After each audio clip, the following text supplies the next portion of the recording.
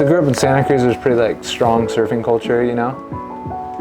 And dad was a surfer and graphic designer, so I kind of got just always encouraged to surf and make art, you know.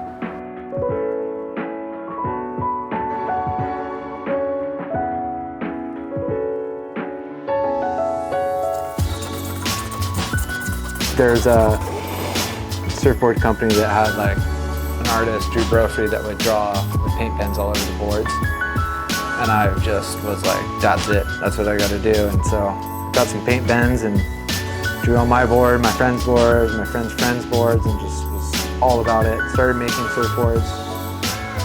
Went to work in the local surfboard factory and just kind of went, you know, head over heels for surfing and the culture and the lifestyle. And ever since then, I've been drawing with Posca pens on surfboards.